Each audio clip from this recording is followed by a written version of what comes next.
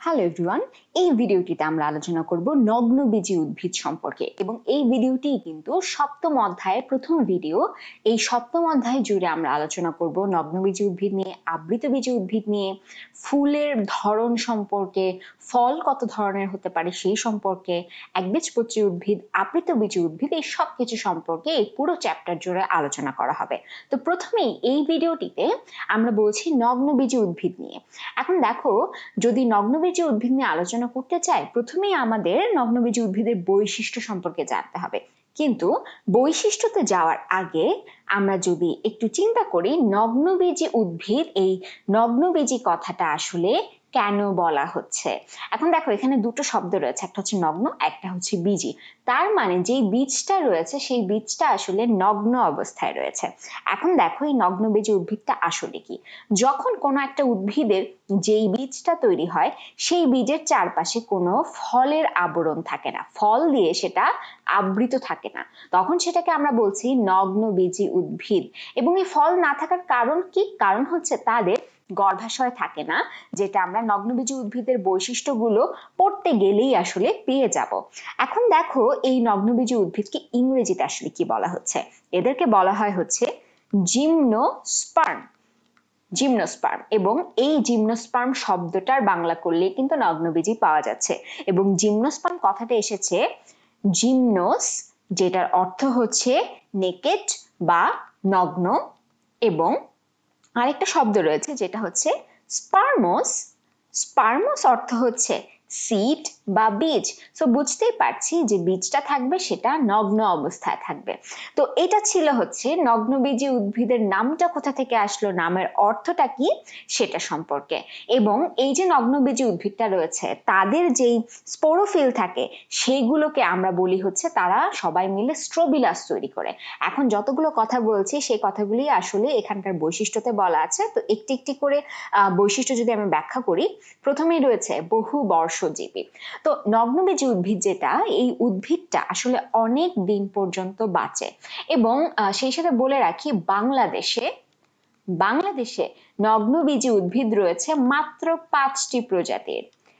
এই 5টি প্রজাতির মধ্যে আমরা সাইকাস সম্পর্কে আজকে পড়ব।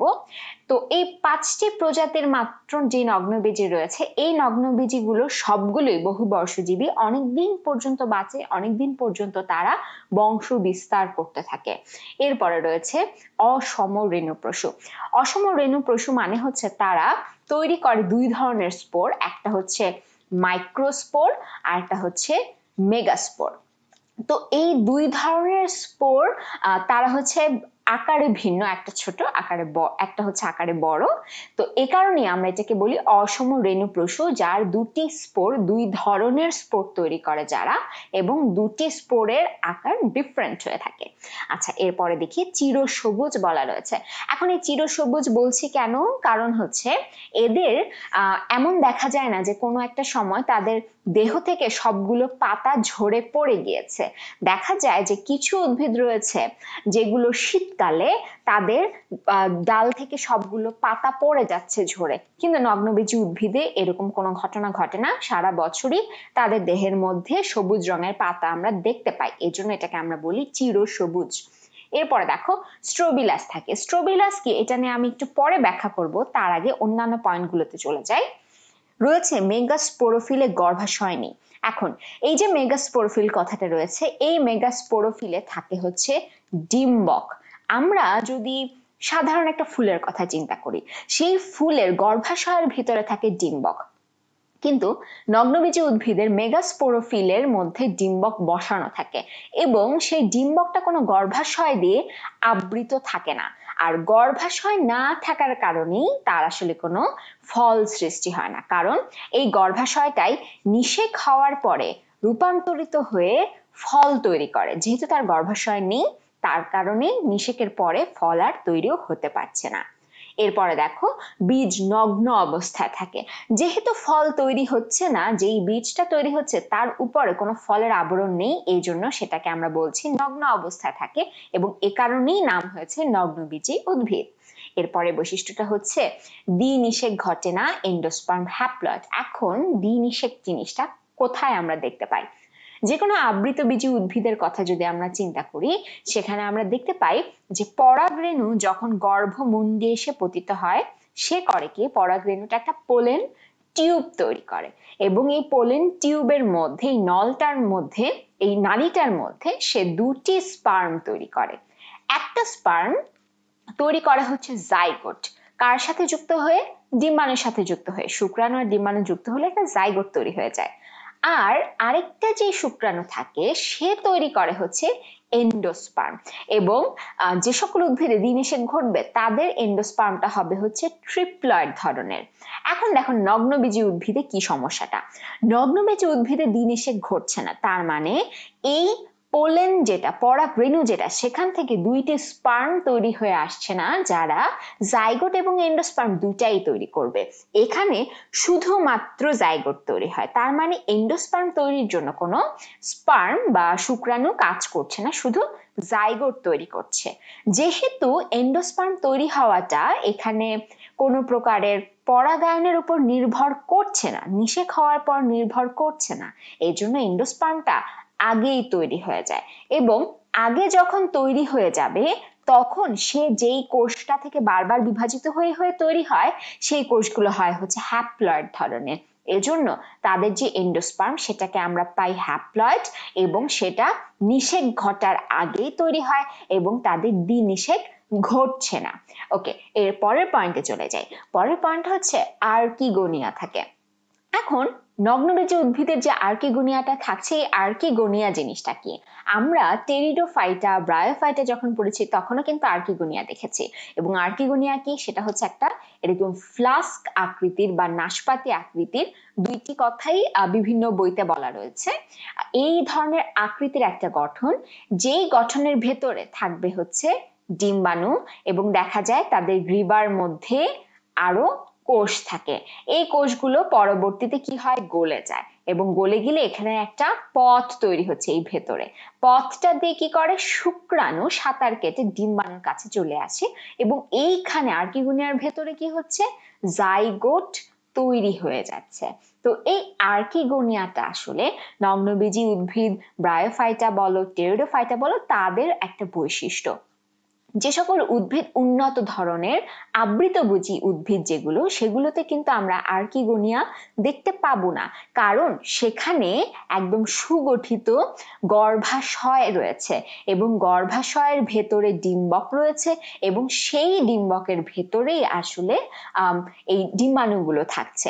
এ কারণে সেখানে আর্কিগোনিয়া লাগছে না। তাহলে আমরা বলতে পারি যে আর্কিগোনিয়া আসলে আদি ধরনের বৈশিষ্ট্য, এবং আদি হওয়ার পেছনে অনেক কারণ রয়েছে। কারণ এই নগ্নবীজী উদ্ভিদগুলো আসলে অনেক পুরনো ধরনের উদ্ভিদ, অনেক যুগ যুগ ধরে সেগুলো আসলে পৃথিবীতে বেঁচে রয়েছে, এবং তাদের বৈশিষ্ট্যর মধ্যে প্রাচীনকালের উদ্ভিদের বৈশিষ্ট্যগুলো এখনো বিদ্যমান, এবং সেই আদি ধরনের বৈশিষ্ট্যের মধ্যে একটি বৈশিষ্ট্য হচ্ছে এই আর্কিগোনিয়া।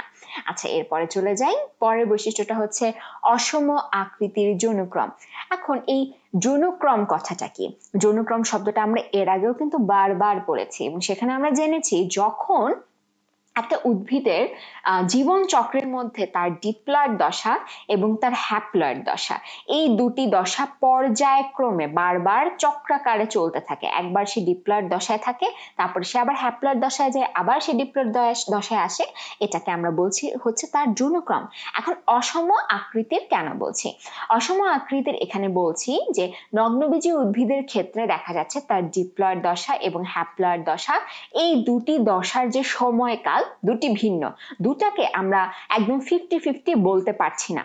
এটা একটা যেমন কারণ, আরো একটি মেজর কারণ হচ্ছে, মানে মেইন কারণ যেটা, সেটা হচ্ছে তাদের যৌনক্রমের মধ্যে তাদের স্পোরোফাইট এবং যে গ্যামেটোফাইট রয়েছে। স্পোরোফাইট হচ্ছে যেখানে আমরা কোষগুলোকে এরকম ডিপ্লয়েড দশায় পাবো, আর গ্যামেটোফাইট হচ্ছে যেখানে আমরা গ্যামেট তৈরি হতে দেখবো এবং কোষগুলোকে হ্যাপ্লয়েড দশায় পাবো। একই সাথে স্পোরোফাইট থেকে কিন্তু স্পোরো তৈরি হয়। তো এই স্পোরোফাইট আর গ্যামেটোফাইট তাদের আকার এবং আকৃতি দুটোই আসলে ভিন্ন, তাদের দুটো অংশকে দেখতে একই রকম কখনোই মনে হবে না। তো এজন্য আমরা এটাকে বলছি অসম আকৃতির জন্যক্রম, যেখানে স্পোরোফাইট আর গ্যামেটোফাইট আকার আকৃতিতে ভিন্ন। এর পরের স্লাইডটাতে আমরা এখন চলে যাব। আমরা এতক্ষণ সাইকাসের নগ্নবীজী উদ্ভিদের বিভিন্ন বৈশিষ্ট্য সম্পর্কে জেনেছি। এখন এর আগের স্লাইডে কিন্তু আমি বলেছিলাম স্ট্রোবিলাস সম্পর্কে পরে বলবো। এখন আমরা দেখব স্ট্রোবিলাসটা কি। এখানে আমরা যে স্ট্রোবিলাস দেখতে পাচ্ছি এটা হচ্ছে সাইকাস উদ্ভিদের, এবং সাইকাস উদ্ভিদ নিয়ে আসলে আমরা অনেক বেশি করে জানবো। দেখো এখানে যে স্ট্রোবিলাস গুলো রয়েছে, এই স্ট্রোবিলাস গুলো কি, এরা হচ্ছে স্পোরোফিল দিয়ে তৈরি। এই স্ট্রোবিলাস যেটা, এটা হচ্ছে একটা পুংস্ট্রোবিলাস, এবং পুংস্ট্রোবিলাস মাইক্রোস্পোরোফিল দিয়ে তৈরি। মাইক্রোস্পোরোফিল গুলো পরপর বসে বসে, দেখো অনেকগুলো মাইক্রোস্পোরোফিল বসে বসে এরকম একটা কোন আকৃতির গঠন তৈরি করেছে। আর মেগাস্পোরোফিল গুলো বসে বসে এরকম একটা অংশ তৈরি করেছে যেটা ঢিলা ভাবে সাজানো রয়েছে।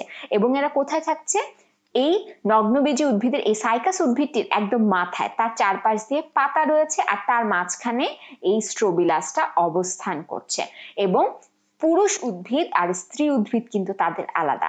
পুরুষ উদ্ভিদের মাথায় এই স্ট্রোবিলাসটা পাবো, স্ত্রী উদ্ভিদের মাথায় এই স্ট্রোবিলাসটা পাবো। তো এটা ছিল হচ্ছে স্ট্রোবিলাস। আর স্ট্রোবিলাসের মেইন কাজটা কি আমরা দেখেই বুঝতে পারছি যে এই স্ট্রোবিলাসে আসলে তার স্পোরোফিল গুলো যেহেতু রয়েছে, এবং এই স্পোরোফিল গুলো থেকে পরবর্তীতে কি হবে, তার গ্যামেট তৈরি হবে। একটা থেকে তৈরি হবে পুং গ্যামেট, আরেকটার ভেতরে তৈরি হবে হচ্ছে তার স্ত্রী গ্যামেট, মানে হচ্ছে তার ডিম্বাণু যেটা। তো এই জিনিসগুলো তৈরি হবে স্ট্রোবিলাস, এই জন্য স্ট্রোবিলাসটা বেশ গুরুত্বপূর্ণ। এখন আমরা চলে যাই সাইকাসের শ্রেণীবিন্যাসে। সাইকাস নিয়ে যেহেতু আমাদের পড়তে হবে, তো সাইকাসের শ্রেণীবিন্যাসে আমরা কি পেতে পারি, এখানে আমরা পেতে পারি এর কিংডমটা কি। প্রথমে এর কিংডমটা হচ্ছে প্লান্টি, কারণ এটা একটা উদ্ভিদ, এবং ডিভিশন হচ্ছে সাইকাডোফাইটা, ক্লাস হচ্ছে সাইকাডোপসিডা, এবং অর্ডার হচ্ছে সাইকাডিলস, ফ্যামিলি হচ্ছে সাইকাডেসি, এবং জেনাস হচ্ছে সাইকাস। এখন দেখো আমরা সাইকাস জেনাসটা নিয়ে আলোচনা করব পুরো ভিডিওটা জুড়ে। আর এখানে যতগুলো নাম রয়েছে সবগুলো নাম কিন্তু মনে রাখা অনেক সহজ। দেখো সাইকাডোফাইটা, এখানে ফাইটা আর এখানে ডোপসিডা, এই দুটো অংশ জাস্ট আলাদা হয়ে যাচ্ছে, এবং প্রত্যেকটা অংশের সাথে আসলে সাইকা কথাটা রয়েছে। এবং দেখো এখানে ডেলস আর এখানে হচ্ছে ডেসি। তুমি যদি খেয়াল করে দেখো প্রত্যেকটা শ্রেণীবিন্যাসের অর্ডারের লাস্টে এই এলস কথাটা রয়েছে, এটা হচ্ছে অর্ডারের লাস্টে থাকে, আর এসি কথাটা থাকছে হচ্ছে ফ্যামিলির লাস্টে। তো কখনো যদি এমসিকিউতে আসে, তখন কিন্তু যদি বলে কোনটা সাইকাসের ফ্যামিলি, তো সেখানে এই সাইডের অংশটা, এই লাস্টের অংশটা দেখে বুঝতে পারবে এটা ফ্যামিলির অংশ। আর জেনাসের সাথেই কিন্তু ফ্যামিলির এই সামনের অংশটার মিল রয়েছে, তো এই অংশটা দেখেই বুঝতে পারবে এটা হচ্ছে সাইকাসের ফ্যামিলি। আচ্ছা, সাইকাসের শ্রেণীবিন্যাস জানলাম, এখন দেখি সাইকাস উদ্ভিদটা দেখতে কিরকম।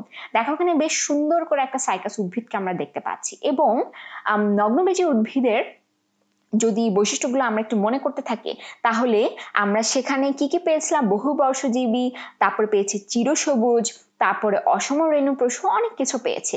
এবং সেই সাথে এই উদ্ভিদটা দেখে কিন্তু আমরা বুঝতে পারছি তার একটা কাণ্ড রয়েছে, এবং তার কাণ্ডের মাথা থেকে সবগুলো পাতা তৈরি হচ্ছে।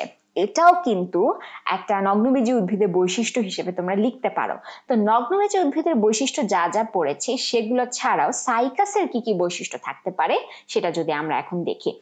এখানে সাইকাসের বৈশিষ্ট্যের মধ্যে আমরা দেখতে পাই হচ্ছে সাইকাসের প্রথমে বলা আছে এখানে স্পোরোফাইট। স্পোরোফাইটের মধ্যে কি কি রয়েছে সেটা আমরা দেখবো। এখন স্পোরোফাইট কথাটা কেন ফার্স্টেই বলছি, কারণ আমরা এখন স্পোরোফাইটের বৈশিষ্ট্য জানবো। আর তার স্পোরোফাইট কোনটা, তার যে মেইন দেহটা আমরা দেখতে পাই কাণ্ড, মূল, পাতা সহ, এই অংশটাই হচ্ছে তার স্পোরোফাইট। তো আমরা এখন তার মূল, কাণ্ড, পাতা এই সম্পর্কে জানবো। এখন দেখো প্রথমে বলা আছে তার কাণ্ডটা কিরকম, অশাক এবং স্থূল, বেলনাকার এবং অমসৃণ কাণ্ডের মাথায় পাতা সাজানো থাকে। আচ্ছা, আমরা যদি এখন আগের স্লাইডের মধ্যে সাইকাসের ছবিটাতে যদি চলে যাই, সাইকাসের ছবি যদি আমরা দেখি, তাহলে আমরা দেখতে পাবো এই যে ছবিটা রয়েছে, এই ছবিটার মধ্যে এর যে কাণ্ডটা রয়েছে, এই কাণ্ডটা দেখতে পাচ্ছি অশাখ, কোনো শাখা নেই। এবং এই যে দাগগুলো, এগুলো দেখে বুঝতে পারছি এটা আসলে অমসৃণ। এবং এর একদম মাথা থেকে পাতা তৈরি হয়ে আছে। এখন এটাকে অমসৃণ কেন বলছি, কারণ এই যে পাতাগুলো রয়েছে, যখন গাছটা ছোট থাকে তখন এইখান থেকে পাতাগুলো তৈরি হয়েছিল, যখন আস্তে আস্তে গাছটা লম্বা হলো, বড় হলো, তখন পাতাগুলো উপরের দিকে চলে গেল এবং নিচের পাতাগুলো কি হচ্ছে, ঝরে পড়ে যাচ্ছে। কিন্তু পাতাটার একদম গোড়ায় যে অংশটা থাকে, এই অংশটা ঝরে পড়ে যায় না, এই অংশটা কাণ্ডের সাথে যুক্ত হয়ে থাকে এবং এরকম অসংখ্য ছোট ছোট অংশ যখন কাণ্ডের সাথে যুক্ত হয়ে থাকে তখন কাণ্ডটা আর মসৃণ থাকে না, কাণ্ডটা উঁচু নিচু হয়ে যাচ্ছে এই অংশগুলোর কারণে, এবং এখানে ছবিটাতে সেই জিনিসটাই আসলে দেখা যাচ্ছে। আচ্ছা, এরপরে দেখি আর কি কি বৈশিষ্ট্য রয়েছে। আমরা এরপরে বলেছি হচ্ছে স্থূল এবং বেলনাকার। বেলনাকার কেন, আমরা যেই কাণ্ডটা দেখি সেই কাণ্ডটা হচ্ছে এরকম গোল ধরনের। তুমি যদি কখনো সাইকাস উদ্ভিদ দেখো তাহলে তার তার চারপাশ ঘুরে বা তার বডিতে হাত দিয়ে তুমি বুঝতে পারবে সেটা হচ্ছে বেলনাকার বা গোলাকার ধরনের, এবং জিনিসটা মোটা, কাণ্ডটা মোটা হবে, চিকন না। আচ্ছা, পাতা কিরকম, পাতা হচ্ছে পক্ষল যৌগিক। পক্ষল যৌগিক মানে কি, মানে হচ্ছে এইভাবে করে পাতাটা এরকম বিন্যস্ত থাকবে, মানে যৌগিক পত্র রয়েছে। ওকে, যৌগিক পত্র তো পেলাম, এখন আরো একটা বৈশিষ্ট্য বলা আছে কচি পাতা কুণ্ডলিত। কচি পাতা কুণ্ডলিত আর কোথায় পেয়েছি আমরা, টেরিডোফাইটাতে পেয়েছি, এবং দেখেছি যে পাতাগুলো এইভাবে একদম কুণ্ডলিত অবস্থায় থাকে, যেটাকে আমরা বলেছিলাম সার্সিনেট ভার্নেশন। এখানেও কিন্তু আমরা সেম জিনিসটা দেখতে পাবো, কচি পাতাটা কুণ্ডলিত অবস্থায় থাকছে। আচ্ছা, এরপরে রয়েছে বাদামি রঙের শল্কপত্র। বাদামি রঙের শল্কপত্রতে যদি চলে যাই তাহলে এর আগে যে ছবিগুলো দেখেছিলাম এই ছবিটাতে যদি আবার ফেরত আসি, এই ছবিটার মধ্যে দেখো পুংস্ট্রবিলাসের নিচ দিয়ে একটা ছোট অংশ দেখা যাচ্ছে। এই পুংস্ট্রবিলাসের নিচ দিয়ে যে অংশগুলো দেখা যাচ্ছে, এই যে অংশগুলো দেখা যাচ্ছে, এই অংশগুলোই হচ্ছে সেই শল্কপত্র, এবং এরা হচ্ছে বাদামি রঙের, এবং সাধারণত এরা হচ্ছে এরকম তিন কোণাকার থাকে, ত্রিকোণাকার থাকে। এবং এটা কি করে, এটা হচ্ছে কচি পাতাকে সাধারণত ঢেকে রাখে এবং কাণ্ডের মাথায় এই জায়গাটা জুড়ে সজ্জিত অবস্থায় থাকছে। তো এটা হচ্ছে সেই শল্কপত্রটা। তো আমরা পাতার বিভিন্ন জিনিস সম্পর্কে জেনে ফেললাম, এখন দেখি আর কি বৈশিষ্ট্য থাকবে। এখানে রয়েছে পত্রখণ্ডে মধ্যশিরা থাকে। পত্রখণ্ডটা কি, এই যে বলেছিলাম পক্ষল যৌগিক, যৌগিক পাতা যখনই থাকে তখন যৌগিক পাতার এই যে ছোট ছোট খণ্ড, এই খণ্ডটাকে আমরা বলি হচ্ছে পত্রক। এবং এই যে পত্রখণ্ড রয়েছে, এই পত্রখণ্ডের মাঝখানে মধ্যশিরা রয়েছে। পত্রখণ্ডটা যদি এরকম হয়, ঠিক মাঝখান দিয়ে একটা মধ্যশিরা যাবে। এবং আরো একটা পয়েন্ট রয়েছে পাতায়, ট্রান্সফিউশন টিস্যু। ওকে, এখন দেখো ট্রান্সফিউশন টিস্যুটা কোথায় থাকবে। এই পাতাটাকে আমি যদি এই বরাবর কেটে ফেলি তাহলে আমি কেমন দেখতে পাবো, মাইক্রোস্কোপের নিচে অবশ্যই এরকম একটা অংশ দেখতে পাবো, তাই না? কারণ এই মোটা অংশটা হচ্ছে মধ্যশিরার অংশ, তাই তো? এই মধ্যশিরার অঞ্চলে কি থাকবে, এখানে থাকবে হচ্ছে জাইলেম এবং থাকবে হচ্ছে ফ্লোয়েম। এখন ট্রান্সফিউশন টিস্যুটা কোথায়, ট্রান্সফিউশন টিস্যু হচ্ছে এই জাইলেম ফ্লোয়েমের অংশ থেকেই কিছু কোষ পরপর বসে একটা নলের মতো অংশ তৈরি করবে, লম্বা অংশ তৈরি করে ফেলবে। এই যে লম্বা নলের মতো অংশ তৈরি করে ফেলছে, এই অংশটাকে আমরা বলছি ট্রান্সফিউশন টিস্যু। এই ট্রান্সফিউশন টিস্যুটা কাজ করে অনেকটা হচ্ছে ট্রাকিডের মতো, এবং ট্রান্সফিউশন টিস্যুটাকে বলা হয় যে এই ট্রান্সফিউশন টিস্যুটা এই পাতাটার এই দূর পর্যন্ত, এই অঞ্চল পর্যন্ত তাদের খাদ্য পরিবহন বা পানি পরিবহন, এই পরিবহনের কাজগুলো সে আসলে করে দিচ্ছে। তাহলে ট্রান্সফিউশন টিস্যুটা কোথায় থাকছে, মধ্য শিরার অঞ্চল থেকে, যেখানে জাইলেম এবং ফ্লোয়েম আছে সেই অঞ্চল থেকে পাতার একদম কিনারা পর্যন্ত একটা লম্বা নলের মতো অংশ তৈরি করে ফেলছে, পর পর কিছু কোষ বসে বসে, এবং তারা কি করছে, খাদ্য পরিবহন, পানি পরিবহনের কাজটা করছে। মাইক্রোস্কোপের নিচে এই লেয়ারটা একদম স্পষ্টভাবে দেখা যায় যে এই চারপাশ দিয়ে কর্টেক্সের কোষগুলো রয়েছে এবং মাঝখান দিয়ে শুধু রয়েছে এই ট্রান্সফিউশন টিস্যুর যেই কোষগুলো সেগুলো। ওকে, এরপরে চলে যায়, এরপরে আছে মূল। আমরা পাতা সম্পর্কে জেনেছি, কাণ্ড সম্পর্কে জেনেছি, মূল সম্পর্কে জানবো। দেখো প্রথমে বলা আছে এখানে অস্থানিক মূল। অস্থানিক মূল আমরা কখন বলি, যখন একটা মূল তৈরি হওয়ার কথা হচ্ছে, মনে করো এখানে হচ্ছে তার মূলটা তৈরি হওয়ার কথা, কোনো কারণে তার মূলটা এখানে আর তৈরি হলো না, কোনো কারণে এটা নষ্ট হয়ে গেল, তখন সে কি করে, একটা উদ্ভিদ দেখা যায় যে তার এই অঞ্চলটা থেকে চারপাশের অঞ্চল থেকে কিছু মূল তৈরি হয়, এটাকে আমরা বলি অস্থানিক মূল, মানে তার নিজস্ব স্থান থেকে সে যখন বিচ্যুত হয়ে অন্যান্য জায়গা দিয়ে তৈরি হচ্ছে তখন সেটাকে বলছি অস্থানিক মূল, এবং ব্যাকটেরিয়া দ্বারা আক্রান্ত। এখন এর মূলটা অস্থানিক কেন হচ্ছে? প্রথমেই অস্থানিক হওয়ার কারণ হচ্ছে মেইন যেই প্রধান মূলটা থাকার কথা ছিল সাইকাস উদ্ভিদে সেটা আসলে নষ্ট হয়ে যায়, নষ্ট হয়ে অস্থানিক মূল তৈরি হচ্ছে, এবং সেই অস্থানিক মূলের মধ্যে ব্যাকটেরিয়া আক্রমণ করছে। এইখানে থাকছে কিছু সায়ানো ব্যাকটেরিয়া, এবং সেই সায়ানো ব্যাকটেরিয়ার মধ্যে কি রয়েছে, দুইটি উদাহরণ আমরা সবসময় মনে রাখবো, একটা হচ্ছে নস্টক, আরেকটা হচ্ছে অ্যানাবেনা। অ্যানাবেনা, আচ্ছা, নস্টক আর অ্যানাবেনার মধ্যে এই দুটো সায়ানোব্যাকটেরিয়া মূলের মধ্যে আশ্রয় নিচ্ছে, আশ্রয়টা যখন নেয় তখন সেটাকে আমরা বলবো কোরালয়েড মূল। কোরালয়েড মূলটা কিভাবে তৈরি হয়ে যায়? প্রথমে মূলটা থাকে এরকম, কিছু অংশ থাকে গভীর পর্যন্ত যাচ্ছে, কিছু শাখার মতো অংশ থাকবে যেগুলো মোটা, আর কিছু চিকন চিকন মূল থাকবে। দেখো এদিক দিয়ে দেখতে পাচ্ছি আমরা চিকন চিকন কিছু মূল, এই মূলগুলো পরবর্তীতে এরকম হয়ে যাবে, যখন এটাকে দেখে মনে হবে কোরাল বা যেটা প্রবালের মতো মনে হবে। এখন এটা কেন মনে হয়, এটাকে এরকম মোটা হয়ে যাওয়ার কারণ কি, এরকম আঁকাবাঁকা হয়ে যাওয়ার কারণ কি? কারণটা আমরা এই ছবিটা দেখলেই বুঝতে পারবো। এই যে ছবিটা রয়েছে, এই ছবিটা হচ্ছে একটা কোরালয়েড মূলের প্রস্থচ্ছেদ।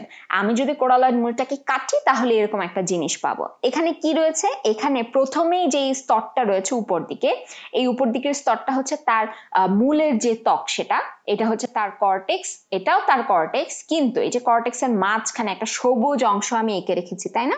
এই যে সবুজ অংশটা রয়েছে, এই অংশের মধ্যেই কিন্তু এই যে ব্যাকটেরিয়া, সায়ানোব্যাকটেরিয়া, এরা অবস্থান করবে এই স্তরটার মধ্যে, এবং এই স্তরটাকে আমরা বলি হচ্ছে শৈবাল স্তর।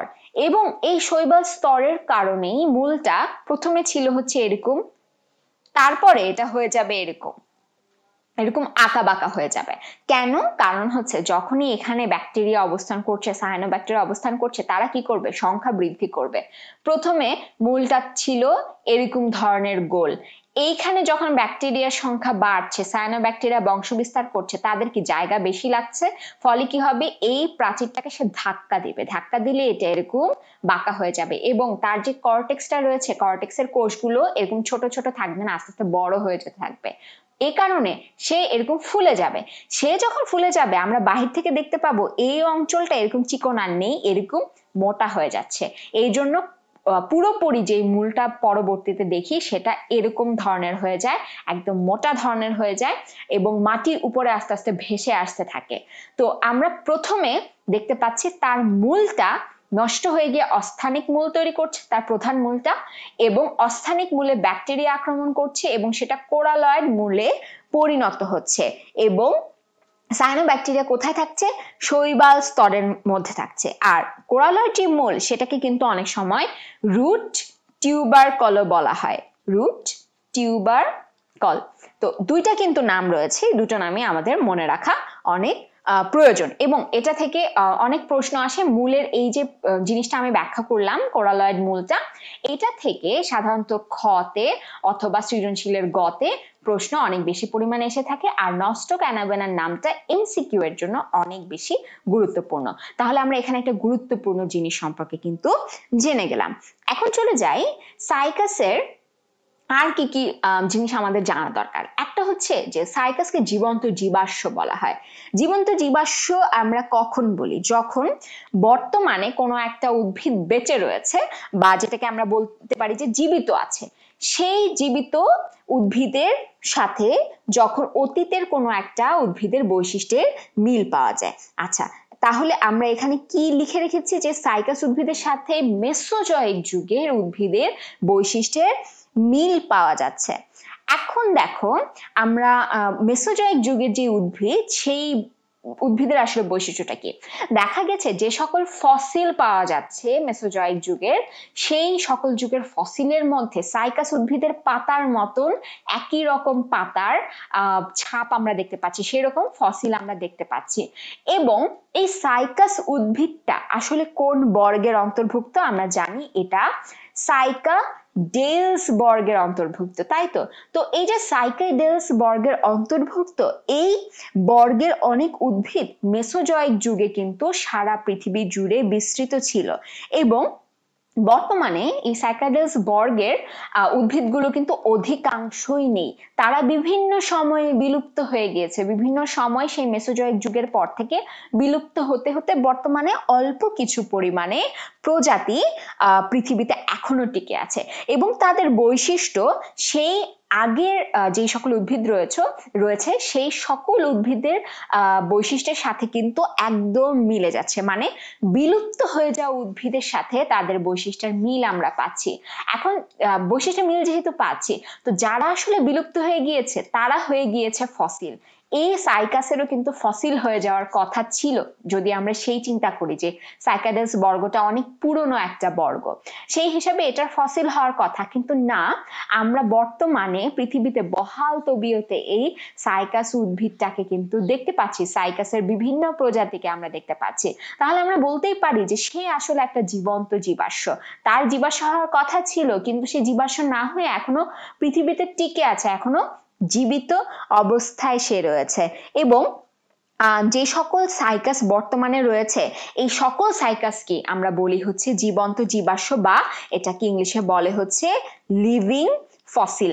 এটা থেকে অনেক বেশি পরিমাণে প্রশ্ন কিন্তু তোমরা কলেজে পাবে, এইচএসসি তে পাবে, সব জায়গাতে এই প্রশ্নগুলো অনেক পরিমাণে এসে থাকে, এবং এটা সাধারণত খতে এসে থাকে সৃজনশীলের।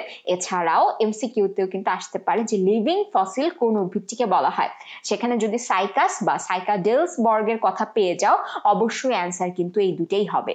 আচ্ছা, এখন দেখো এই যে জীবিত জীবাশ্ম আমরা বলছি, একটা কারণে তো বলছি যে মেসোজয়েক যুগের উদ্ভিদের সাথে সম্পূর্ণভাবে তাদের বৈশিষ্ট্যের মিল আমরা পাচ্ছি, একই বর্গের উদ্ভিদ, তারা বিলুপ্ত হয়ে যায়নি, এই জন্য তারা জীবন্ত জীবাশ্ম।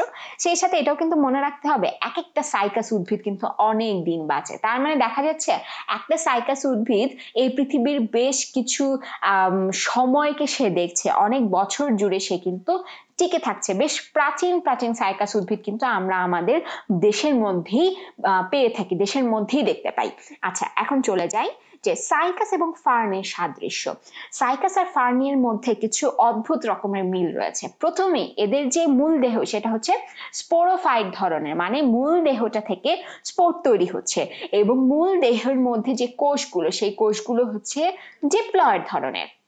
এরপরে কি রয়েছে? পাতা পক্ষল যৌগিক। এটা বেশ ইন্টারেস্টিং, দুইটারই পাতা হচ্ছে যৌগিক পত্র, এবং যৌগিক পাতার এইরকম পক্ষল যৌগিক হিসেবে সেটা রয়েছে। আচ্ছা, এরপরে রয়েছে উভয়ের কচি পাতা কুণ্ডলিত, মানে তাদের যখন কচি অবস্থায় থাকে পাতা, যে সার্সিনেট ভার্নেশন আমরা দেখতে পাই, সেই জিনিসটা কিন্তু এখানেও আমরা দেখতে পাবো। এবং উভয় উদ্ভিদের শুক্রাণু বহু ফ্লাজেলা যুক্ত এবং অসম আকৃতির যৌনক্রম বিদ্যমান। দেখো এখানে এই যে সার্সিনেট ভার্নেশনের একটা ছবি রয়েছে, এরকম সার্সিনেট ভার্নেশন আমরা সাইকাসেও দেখতে পাবো। এরপরে তাদের শুক্রাণু বহু ফ্লাজেলা যুক্ত, সাইকাস উদ্ভিদের শুক্রাণুটা হয় হচ্ছে এরকম লাটিম আকৃতির এবং অসংখ্য ফ্লাজেলা যুক্ত। এই ফ্লাজেলার সাহায্যে সে আর্কিগোনিয়ার ভেতরে সাঁতার কাটতে পারে। আর ঠিক একইভাবে এই ফার্নের মধ্যেও আমরা দেখতে পাই যে অনেক ফ্লাজেলা যুক্ত তার শুক্রাণু, এবং সেটাও সাঁতার কাটতে থাকে, আর্কিগোনিয়ার ভেতরে যেতে থাকে, এবং দুটার মধ্যেই কিন্তু আমরা আর্কিগোনিয়ার অংশ দেখতে পাচ্ছি। আচ্ছা, এরপরে রয়েছে অসম আকৃতির যৌনক্রম। এদেরও কিন্তু টেরিস উদ্ভিদেরও কিন্তু যেই দুটো যৌনক্রম রয়েছে তাদের স্পোরোফাইট এবং গ্যামেটোফাইট, দুইটার আকার আকৃতি একদম ভিন্ন, এবং একই সাথে তাদের যৌনক্রমে ডিপ্লয়েড দশা আর হ্যাপ্লয়েড দশা সমান সময়কাল জুড়ে থাকছে না, একটা বেশি একটা কম হিসেবে থাকছে। তো এগুলো হচ্ছে সাইকাস আর ফার্নের সাদৃশ্য, অনেক সাদৃশ্য কিন্তু আমরা দেখতে পাচ্ছি। আচ্ছা, এরপরে চলে যাই সাইকাসের গুরুত্বে। সাইকাসের গুরুত্বটা কি? সাইকাসকে কেন আমরা এত বেশি পরিমাণে পড়ছি, বা সাইকাস দিয়ে আসলে আমাদের লাভটা কি? দেখো, প্রথমেই রয়েছে শোভা বর্ধনকারী। তোমার যদি একটা বাগান থাকে, তুমি সেই বাগানে কিন্তু সাইকাস উদ্ভিদ লাগাতে পারো, এটা তোমার বাগানের শোভা বাড়াবে। এরপরে রয়েছে মাদুর তৈরি করা হয়। সাইকাসের যে পাতাগুলো রয়েছে এই পাতাগুলো দিয়ে মাদুর তৈরি করা যায়, এছাড়া বাস্কেট তৈরি করা যায় বা ঝুড়ি তৈরি করা যায় বা হ্যাট তৈরি করা যায়। আমরা যে সকল টুপি পরে থাকি বিভিন্ন জায়গা যখন আমরা বেড়াতে যাই তখন দেখা যায় যে রোদ থেকে বাঁচার জন্য আমরা বিভিন্ন হ্যাট ব্যবহার করি, এই সকল হ্যাটও কিন্তু এই সুন্দর সুন্দর হ্যাট এই সাইকাসের পাতা থেকে কিন্তু তৈরি করা সম্ভব এবং তৈরি করা হয়ও। আচ্ছা, এরপরে রয়েছে ফুলের তোড়া সাজাতে। আমরা সুন্দর ফুলের তোড়া যখন দেখি তখন দেখি মাঝখানে ফুল রয়েছে এবং চারপাশে ঘাস বা পাতা দিয়ে ফুলের তোড়াটাকে সাজানো হয়েছে। এই যে চারপাশে পাতা দিয়ে সাজানো হলো, এই পাতা দিয়ে সাজানোর সময় কিন্তু সাইকাস উদ্ভিদের পাতাটাকে ব্যবহার করা হয়, কারণ সাইকাস উদ্ভিদের পাতাগুলো শক্ত ধরনের হয়ে থাকে এবং সহজে এগুলো নষ্ট হয়ে যাচ্ছে না বা নেতিয়ে পড়ে না, তো পুরো ফুলের তোড়াটা দেখতে বেশ সুন্দর লাগে। তো এই জিনিসে কিন্তু এটা ব্যবহার করা হচ্ছে। এছাড়া খাবার হিসেবে ব্যবহার করা হয়। কিছু কিছু জায়গায় সাইকাসের যে কচি পাতা রয়েছে, সাইকাসের কচি পাতা, এই পাতাটাকে কিন্তু বিভিন্ন এলাকায় খাবার হিসেবে ব্যবহার করা হয়। এছাড়া সাইকাস উদ্ভিদের মূলকেও অনেক সময় খাবার হিসেবে ব্যবহার করা হয়। মূল থেকে তাদের যে স্টার্চ সেটাকে আলাদা করেও কিন্তু খাবার হিসেবে ব্যবহার করা যায়। বিভিন্ন জায়গায় অনেক সময় দেখা যায় সাইকাসের বীজ থেকে তেল বের করে এনে সেই তেলকেও ব্যবহার করা হচ্ছে। এছাড়া সাইকাসের যে মেগাস্পোরোফিলটা রয়েছে সেই মেগাস্পোরোফিলকে সর্পমণি হিসেবে বিক্রি করা হয়। এতক্ষণ এই যে পয়েন্টগুলো বলেছি এই পয়েন্টগুলো হচ্ছে এই সাইকাসের ভালো দিক, কিন্তু সর্পমণি হিসেবে বিক্রি করাটা হচ্ছে একটা অসাধু উদ্দেশ্য। কারণ মেগাস্পোরোফিল যেটা, সেই মেগাস্পোরোফিলটা দেখতে অনেকটা মনে হয় হচ্ছে এরকম সাপের ফনার মতো, এবং এই সাপের ফনার মতো দেখে এটাকে অনেক অসাধু ব্যবসায়ী সর্পমণি বলে বিক্রি করতে চায় এবং তাদের দাবি থাকে যে সাপ যদি কাউকে আক্রমণ করে, সাপে কাটতে, সেই রোগীকে বাঁচানোর জন্য, সেই চিকিৎসা করার জন্য এটাকে ব্যবহার করা সম্ভব, এরকম অনেক কিছু বলে অনেক দামে, চড়া দামে এই মেগাস্পোরোফিলটাকে কিন্তু বিক্রি করা হয়। অথচ এদের কিন্তু এরকম কোনো গুণাগুণ সম্পর্কে এখনো বলা হয়নি। তার মানে হচ্ছে বিভিন্ন অসাধু ব্যবসায়ী কিন্তু এই জিনিসটাকে বিক্রি করে তারা বিভিন্ন মানুষ থেকে যারা কুসংস্কারাচ্ছন্ন, যারা খুব বেশি জ্ঞান রাখেন না বা যারা এসব সম্পর্কে জানেন না, তাদেরকে ঠকাচ্ছে, তাদের থেকে অনেক টাকা পয়সা নিয়ে নিচ্ছে। তো এই জিনিসটা হচ্ছে আমাদের একটু খেয়াল রাখতে হবে, যাতে কোথাও কখনো তুমি যদি দেখো যে সর্বমণি বলে সাইকাসের একটা মেগাস্পোরোফিল বিক্রি হচ্ছে, তুমি যাতে সেখানে বলতে পারো যে না, এই জিনিসটার আসলে এই ধরনের কোনো গুণাগুণ নেই, যাতে লোকজনকে সেই সকল ব্যবসায়ীরা একদমই ঠকাতে না পারে। আচ্ছা, এখন আমরা জেনে গেলাম যে সাইকাসের আসলে গুরুত্ব কি, এবং পুরোটা পড়ে আমরা বুঝতে পারছি সাইকাসকে যেমন খাবার হিসেবে ব্যবহার করতে পারছি, ঠিক একই সাথে কিন্তু সাইকাসকে আমরা শোভা বর্ধনের কাজে এবং অর্থ উপার্জনের কাজেও কিন্তু ব্যবহার করতে পারছি, মাদুর তৈরি করে, বাস্কেট, হ্যাট এগুলো তৈরি করে। সেই সাথে আরো একটা জিনিস বলে রাখি, বিভিন্ন অঞ্চল রয়েছে যেখানে সাইকাসের পাতাকে খাওয়া হয় পেটের অসুখ সারানোর জন্য। অনেক সময় দেখা যায় যে বিভিন্ন পেট খারাপের মতো অসুখকে কিন্তু সাইকাসের পাতা খেয়ে অনেক সময় সারানো হয়ে থাকে। বিভিন্ন অঞ্চলে এই ধরনের রীতি প্রচলিত রয়েছে। তো এটা হচ্ছে সাইকাসের গুরুত্ব সম্পর্কে আমরা জানলাম। তো এই ভিডিওতে আমরা নগ্নবীজী উদ্ভিদ সম্পর্কে যেমন জেনেছি, সাইকাস সম্পর্কে কিন্তু জেনেছি, আর পরবর্তী ভিডিওতে আমরা জানতে পারবো সাইকাসের জনন সম্পর্কে, সাইকাস কিভাবে বংশ বিস্তার করে সেই সম্পর্কে। আশা করি তোমাদের যদি কোনো প্রশ্ন থেকে থাকে অবশ্যই আমাদেরকে কমেন্ট সেকশনে জানিয়ে দিবে এবং পরবর্তী ভিডিওগুলো তোমরা দেখতে থাকবে।